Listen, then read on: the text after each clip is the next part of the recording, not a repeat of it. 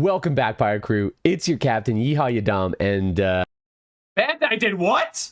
Holy shit, my Namis are worthless. All this breathtaking news that Bandai just dropped. Man, thank you for providing me with this content. So let's get right to it. For those of you that don't know, guys, a new official ban list came out for the One Piece trading card game last night. Last night, and this was a list that I wasn't expecting. Now I couldn't find it. It's not yet on their official One Piece trading card game website, but there are some pretty reliable sources out there that suggest that this list is true. And let me tell you, it's a banger. It's something that I didn't think Bandai had it in them, and wow, killer instinct. So as you can see here, the new ban list will show that Nami, Edward Newgate, and Curly D are all banned, and Marco from set OPO3 is now limited to 1. So I think this is like, there's too much light, so I'm gonna go switch it over to this. Yeah, that's crazy. We've banned Edward Newgate, Nami, and Curly D, some of the biggest problematic individualized cards in the trading card game for the for One Piece for a long time. Edward Newgate has errorized since he's come out, and I've been preaching this since OPO2. I've always said the answer was to just ban the leader, but I just didn't think they'd do it. That's a lot. It takes a lot to say, hey, we made a leader, and the leader, it needs to get banned. So I didn't think that their company would accept the fact that they'd be like, yep, design failure, and ban this card. But they surely did it. So thank goodness. Making a leader 6K, was something very interesting, very experimental. I do think that, this will come back in the future, but this came out in set 2. It was too early. It was set too early for a leader with 6K, and he's dominated since then, and he's been an absolute crutch for a lot of players. But I'm glad to see that they banned it, to see how this changes up the meta. I think it's a really interesting take. At this point in time, I welcome the change, right? I have Altar Newgates, I have Altar Namis, I have Altar Marcos. This hurts my wallet, but it makes my heart happy, so that's great. Nami to ban is bizarre, because banning a searcher to me is very, very interesting. I do believe that they could have found some sort of errata. They could have gone ahead and did something differently, because there are a ton of Namis. Nami is not the only Nami. There are Izos. There are other cards that search other archetypes. I think the thing about this particular Nami and what they're trying to do is they do want to expand the idea for the Straw Hat crew. They also might want to expand the idea of making multicolored leaders. And Nami kind of just gets shoved in every deck that you play Straw Hats. Any deck that I create that I'm like, oh, for example, Vivi or Garp or whatever, I look at Monkey D. Luffy in different colors, or I look at Straw Hats in different colors, and I'm like, heck yeah. Nami can search Red Rock. Nami can search the Black Luffy from set 4. You start going from there, and it's not fantastic for deck building and deck design when things like that happen. So I can kind of understand where they're going. The Straw Hat crew is a crew that's going to be all over this game. It's the One Piece trading card game, and that makes a ton of sense. So having a searcher for that specific archetype, attribute, whatever you want to call it, may be a little too much. I do think this is excessive and early, but let's see how that goes. And Curly D and these two bans in particular hurt no one more than Trafalgar Law players. These Law players, these were their main engines. That's obviously Bonnie is a huge one, but Bonnie wasn't necessarily, you have to hard draw the Bonnie, but Nami and Curly D, since they have that on play ability, they really mix well with their leaders, Shambles, and their 5-drop laws and all that good stuff. So for a long time, I've talked to a lot of players, talked to a lot of high-end Law players, and they've all told me the same thing, that if Curly D were to get restricted, were to get at least put to 1, maybe I didn't expect a 0, that would heavily decrease the power level of Law, the explosiveness, the sackiness that the deck has when they start just popping off. So I'm glad to see that this is banned. I don't know exactly what this will mean for the Law deck, as that deck has also been dominating with Newgate since the first set. The Nami hits obviously hit almost every single red deck that exists.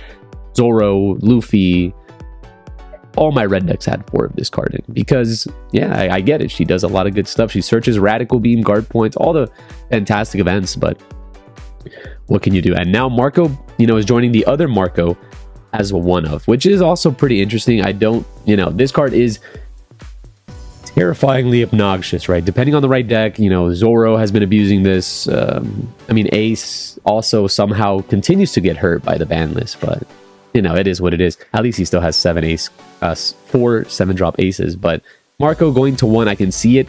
Super powerful card. With the increase in removal in this set, I didn't think that this was necessarily the biggest of problems. 3,000 Worlds, Red Rocks, Mihawk, all these blue cards that now bottom deck characters have really increased the power level of other decks in forms of removal, and I thought it really kept up with this Marco in particular. But Bandai had different ideas, so fantastic. And then, you know, I mean, this is obviously really juicy news, and it completely stirs up the game. So what is happening? Literally the morning of these hits, cards are getting bought out left and right. We have crazy things going on. This page, I don't know why it's here, but this is just a regular TCG player page. I went ahead and broke down a couple things for you guys. I have the Charlotte Katakuri, which, as you've noticed, every single market watch, I complain about this card a little bit more. I was complaining at 40, I was complaining at 50, and now lightly played Katakuris are sitting at $80. My goodness, I'm gonna go ahead and sell mine because this is just too juicy. I gotta sell it. But yeah, Katakuri got bought out almost immediately this morning. If you're starting to see, it's still currently selling. As of yesterday, he was $55. This list drops and he's all the way up to 80, my guys. So if you're interested in playing yellow, which I'm sure we're all yellow gamers now, you're gonna need Katakuri. To some amount, you're gonna need Charlotte's, and this is just a regular. The alt art for Charlotte Katakuri is now almost $150, which makes it so that set 3, which is Pillars of Strength, is now more valuable in my opinion, because you know, you do hit secrets pretty often, and if you just hit the Katakuri as opposed to, and forgive me Vivi, but you just hit the Katakuri, then you're in a good time. I don't think it was Vivi. I forgot what the other secret for this set was. Can't remember. But yeah, $140 for Katakuri is absolutely insane. These changes are super drastic, as this card was maybe sitting around $70, $80. I was considering picking them up at 80, and now, my goodness, wow, what an absolute jump for these cards. Mom now hitting $50. Mom was teetering in the $20 range because of multiple things. A lot of people don't like the art. I love this art. I think she's absolutely terrifying in it. But because of the art, this card has really just maintained a very average price point. And because, you know, I guess now because people think yellow supremacy is on the menu, which fair enough. If you've played versus yellow with the decks that aren't red, let me tell you, do you guys enjoy playing Rebecca Control? Do you guys playing Vivi? Do you guys like playing these really slow decks and you queue up against a yellow player? It feels absolutely horrible, and I think that is where we're going. I don't know exactly where else we're going into this meta. So if you look at the sales history here, Mom, yep, just like I said, $25, now doubling in price all the way up to 50. Draco Mihawk, I mean, this card art deserves it, but I'm so excited to see that he's $100. That is insane, man. Insane. Another card that has just been a casualty of these ban lists, sitting at 70, which isn't a huge jump from 70 to 100. Now he's at 110, actually. He just got bought. Woo! Crazy, crazy, crazy cards, man. And lastly, I want to go ahead and, showcase that Yamato incidentally also goes up as yellow goes up, not because of just Queen, but any yellow deck can play Yamato. It's an absolutely disgusting card. Katakuri can play it as a boss monster because Katakuri is a deck that kind of just stalls until they have 7 to 10 Dawn, and then they just start dropping dumb idiot into dumb idiot into dumb idiot. So Yamato is a really good dumb idiot if you didn't know. And yeah, this is another card that I think has moved from $40 and $40 range, now is hitting towards the 70s. Yeah, it's a crazy card, and all the yellow cards are just getting bought out. I'm assuming that the Sanjis and the Veggies are also simultaneously going up, but they didn't go up as much as I thought, so I didn't want to go ahead and showcase that to you guys. And lastly, don't sleep on the purple cards. Obviously, I'm not showcasing Magellan or Kaido, but those cards are also increasing as well. And Queen is another card that, this is from the starter deck. This is the original starter deck Queen, completely bought out. There are these many listings, guys. Literally, it was going from under $20 yesterday to 40 now. These actually just got bought on this list, so It's crazy. It's mayhem. I love when Banlist comes out because the market just completely, because people are, have these different ideas and expectations, and it's really interesting to see how that really affects the market. But let's go do one last thing, and let's do some sort of tier list. Now, I know. Last time I did a tier list, we got a little wild, got a little crazy, if you will. But I believe this one is a little bit more comprehensive in what I think, and I even changed the title so that it can become a little bit more understandable. I'm not going to put it S, A, B, C, D, because obviously I have a problem doing that. So I'm going to go ahead and just explain my thought process with these decks. Who are the big winners, the big losers, and who didn't care?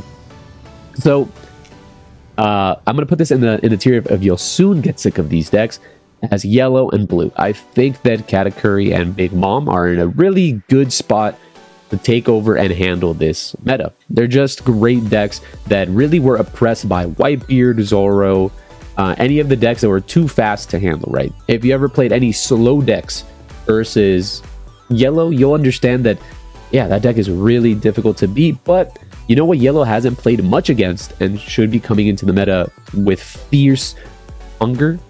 Purple. Purple is a deck that's basically been pushed out of the meta entirely by red since set 1. And let me tell you, this structure deck Kaido is an absolute animal. Pun not intended. Animal of a deck. It's really, really powerful. And if your deck is just a little bit too slow and you give him enough time to set up, he sees Onigashima. The deck is crazy, man. The reason that Purple Luffy is expected to do so well in the following set is because they always have Onigashima. Right? They basically are the deck always with it, but they're paying a life to do it. Kaido doesn't pay a life, burns your life, and if he has the Oni, oh my goodness. So interested to see how Kaido King, I'm not a King believer, but I know a lot of people have been seeing some amount of success with it. That ain't me. Zephyr, I think, is another. All the purple decks are now in the needs further testing, but all of these decks are going to be now pushed into the current meta, into the current sauce, and we're going to have to see how they interact with our existing characters. I do think that Katakuri and Big Mom are still going to be very powerful, even with purple in the mix, but I do think that Magellan is going to be a deck that's going to put them in an interesting position, not because of the leader, but because of the character card. The deck wants to go into the late game, but if you're just going Magellan and stalling them, it's pretty darn good. But regardless of all those things, I do think that yellow is in a very, very solid spot, and so is blue. Blue's in a really good spot, not because of the loss of Newgate or the loss of red. I just think blue is an absolutely really good deck, and all these changes do nothing but benefit them, right? All the decks that were super strong, Curly Dodon is an insane card, oppressive. Edward Newgate as a leader was always like tough for blue. And lastly, the Marco card is a card that they didn't really care about, but Doffy and Crocodile are just unscathed, untouched, and ready to mingle. Now, in the needs further testing category, this is the, I basically put every single purple deck. Arlong is a deck that I'm very interested in seeing where it goes. I do think that the Wano Arlong build is really interesting. The fact that you can search your Yamatos and do your things, and it's basically Doffy, but you get to play yellow cards and you don't get to play the 10 drop, so there's that. But I think this is going to be really interesting. I think Nami, if the game slows down a bit, is very powerful. I don't necessarily think Nami has a great Katakuri matchup, but slower meta means possibly more Nami. I don't necessarily think it's going to be too much lower, but I think this deck may or may not. We'll have to see where it falls, but I think it's going to be a big win for the Nami players. And like I said, all the purple decks are going to be here. I put them in the order that I think they're of their strength. I still think these decks are very, very powerful, even before we start talking about like the original OP1 starter and purple leader. Now, good old reliable. These decks are still going to be, in my opinion, pretty darn good. And I put Ace in the front because I think Ace is a really good deck. I think Ace has been a really good deck for a long time. We have been playing other red decks in favor of Ace. And the way that this deck plays is a little bit darn differently. I think the deck is really good. The fact that we still have 4 of the 7 drop, we still have all the removal in the world, Fire Fist, and all of these things. Because if these red decks adapt to these changes, I do believe Zoro may indeed go back to like a more rushy build, because it can't be a slow deck. If Zoro ends up becoming like mid-range Zoro, like I used to play it in OP01, it just loses to yellow. It just cannot beat the yellow's like speed. It's the reason that Luffy struggles with yellow. It's one of the worst matchups for Luffy because you can't finish the game before they go mom, mom, mom. Yeah, and if Zoro starts doing that, then what are they doing differently than Luffy? Nothing really. At that point, we're just playing a Luffy leader, which isn't too great. But if they start adapting and they become even lower to the curve, 2-drop 4Ks, vanillas that they used to play and all that sort of things, well, Ace just does a great job at fire fisting them, not caring about their board, flame emperor their one big card, and then just winning the game, right? So I think the deck is in a really good spot. Queen, I think actually is a big loser from this this ban list, because a lot of Queen's strength was running these players out of gas, and Queen is now in a situation where they're gonna have to play against a lot of more Gurple Doffy, Blue Doffy, Katakuri, which aren't necessarily fantastic matchups for Queen. They're not great. Once like these blue decks drop a 10-drop Kaido, you don't have the Red Rock. You're never removing that character off the board. He's applying a lot of pressure. Blue has a lot of removal for your own character cards. They do have Red Rock as well. And then if you're playing versus Crocodile and they just have Miss All Sunday, I think you just lose the game if you don't have removal for it, because they're just going to Red Rock you, Miss All Sunday, Red Rock you, Miss All Sunday, and then you're just not going to have an A-drop on the board to do your effect, and you're going to lose. Besides that, Katakuri was always like a very iffy matchup for the deck, so actually a big L for the Queen players. Gurple Doffy, more meta, more control. Like, I've always enjoyed playing this deck versus yellow. I think its matchup versus yellow is really, really good, actually. Issue is, if in a slowed down meta where you have, you know, decks like Nami becoming more viable, Ace where it has a lot of removal, which is the bane of this deck's existence, you're going to have an issue. Rebecca is another deck that really puts this one in a tough position because of the fact that it just has so much like consistent removal, and sometimes you just don't have the pressure to finish off the game. You don't have the 10 drops, whatever, you know, and you just lose. So the deck is, in my opinion, a big winner, but at the same time a big loser. It really depends on where the meta decides to settle at.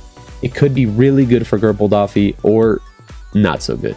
Film Kid, big W for the Film Kid enjoyers. I think this deck is in a great spot now to be very, very powerful, very, you know, front forward, very aggressive, because this deck doesn't necessarily do great versus yellow, but it does pretty darn good. It's not like a 80-40 matchup or 70-30, but I think it's a favorable Kid matchup where you can play a couple blockers and then just go face, and then you can be the aggressor and be, I like how he went, hiya! You can, you know, put those guys in check. Vivi. Yeah, this deck is just a big W in general. If you ever played Vivi in tournament, it's a W. That's all I gotta say. Black, I think, is also in a good spot. I think Black does really well into yellow. Again, this just because this tier list here says needs further testing doesn't mean that it's necessarily above these decks. These are just the decks that I'm not necessarily sure, but I think it's W's. Black, all W's for these guys because this, you know, you do have unKOable blockers in the little Chapapapa, you have Borzolino, you got the Sabo, you got a bunch of great cards, and these great cards are really going to allow you to keep up the tempo with these yellow decks, and Lucci has a great job at finishing off the game. Now, unfortunately, this tier list didn't have starter deck Luffy, the black one, and that one's pretty good too, so he'd also be in the old reliable, probably close to up here. I get it. I do a lot of, you know, I like these decks, I put in my head, but these decks are very, very powerful. And then Kuro, Local Gamer 3000. Local Gamer 3000 is a category of like, I think these decks are good. You should keep them to locals. I don't think you'll see them much in regionals, but they're still, in my opinion, very powerful decks. I think Rebecca is really powerful, but took a fat L from this ban list because if yellow is now the best deck, winnable matchup, but horrible matchup. Black Yellow Mom, W, but I mean, when you get these as your counterparts, you're going to be in a tough spot. Now, I know the deck is pretty darn good, but if your opponent knows how to play around it and you're playing versus a good control player, you're still going to have a tough time. Odin and Kinemon, I think I was wrong. Kid is just better. Respect. Sanji's cool, Garp is cool, Kuro's cool, but like I don't think these will be regional ready. And then I put this in the still stinky category. Yeah, don't play these decks.